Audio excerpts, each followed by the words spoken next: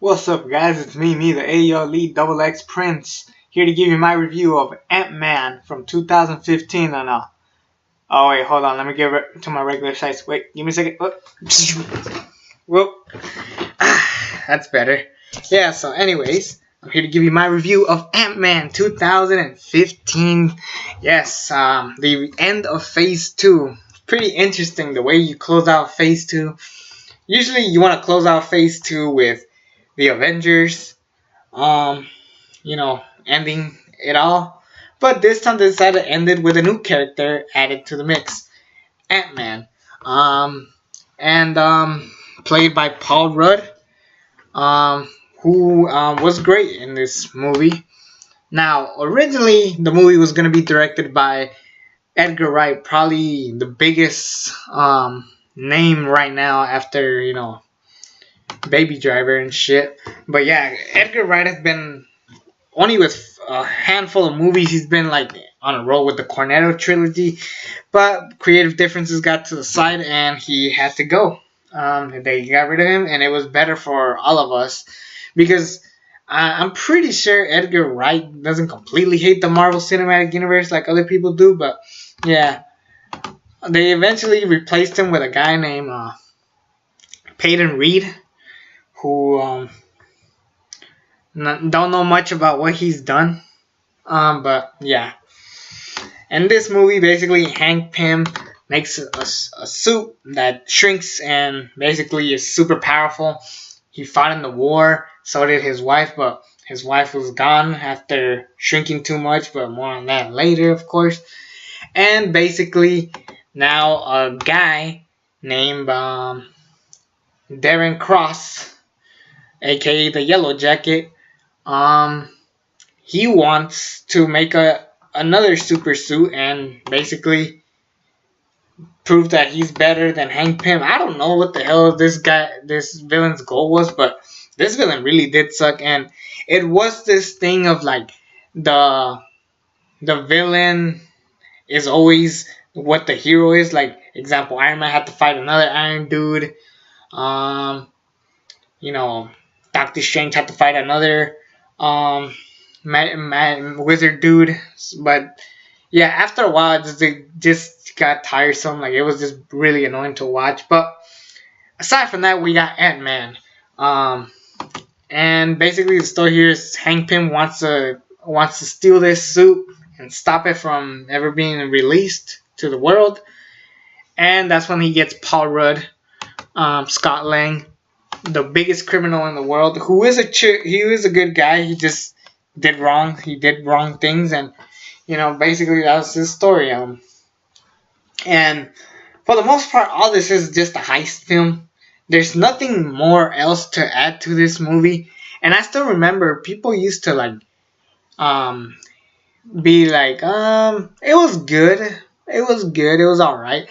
Eventually people started praising this movie a lot more, and majority of that has to do with Paul Rudd as Ant-Man. He did a fantastic job. He was really fun.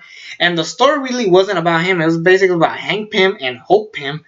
And Evangelina Lilly, I can never say her name right, but basically she wanted to be Ant-Man. After all, she works for Darren Cross, so why is she getting this stranger? But basically, he doesn't want her to get hurt. It makes sense. He is overprotected after losing his wife, so he just gets the top criminal in the world, or one of the top criminals anyways.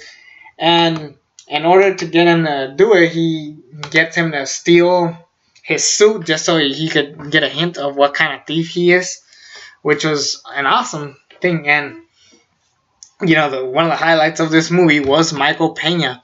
I wasn't too big on T.I. and the other dude, David Dasmalich or some shit like that, but everybody else was fun. Particularly Michael Pena. He was like, yeah, I know a guy who knows a guy who knows a guy, and he'll get you this. And Michael Pena was the funniest part of this whole movie, which sadly led to his big comeuppance and making shitty movies such as Chips and Baywatch. I think he was in. No, he wasn't in Baywatch. He was in Chips for sure, but I don't know. Afterwards, he just started making shitty movies. The Wrinkle in Time. I'm just saying. So Michael Pena's career launched for the better or for the worse, but he was definitely one of the funniest parts of the whole movie. He was really entertaining, and I can't wait to see him in Ant-Man and the Wasp. But yeah, this movie was just a really cool movie.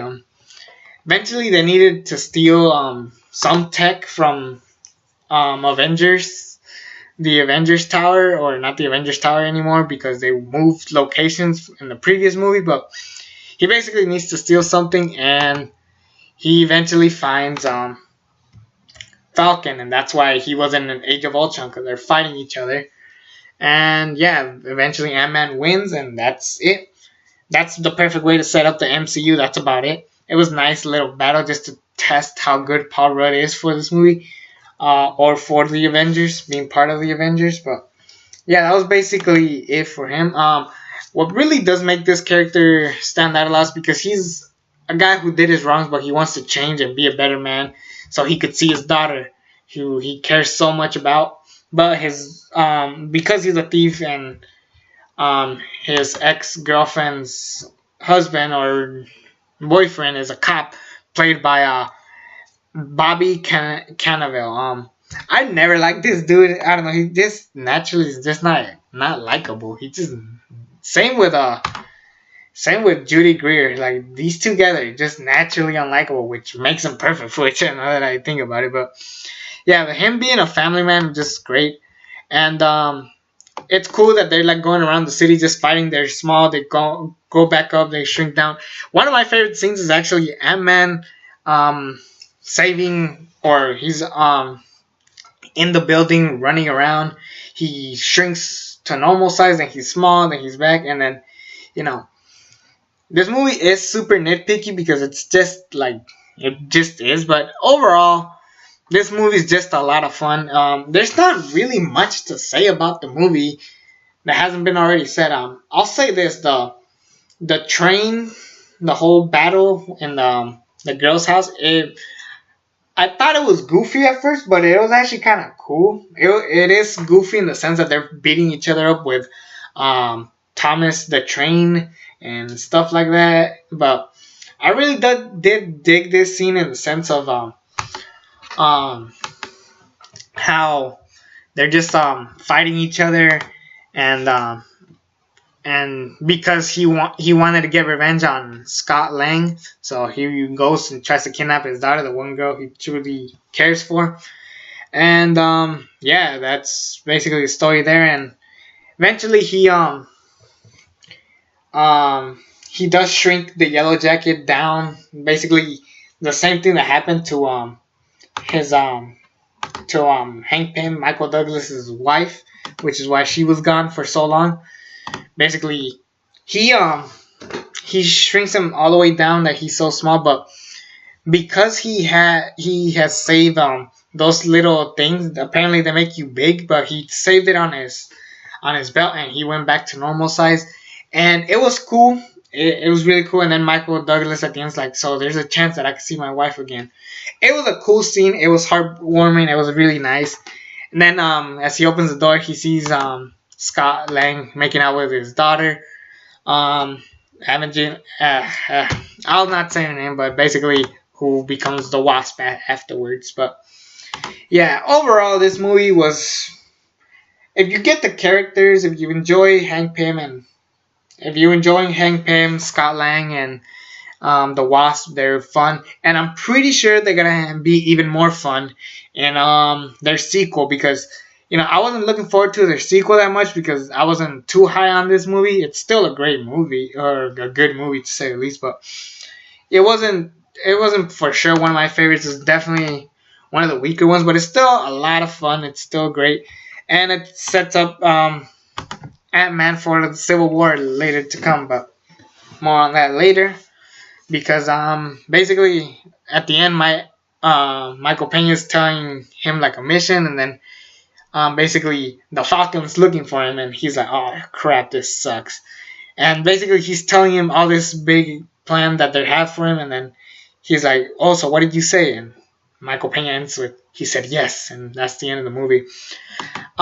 Originally, Edgar Wright was set to make a movie way before the first Iron Man. It was actually supposed to take place during the war and stuff like that. Like all of that was supposed to happen.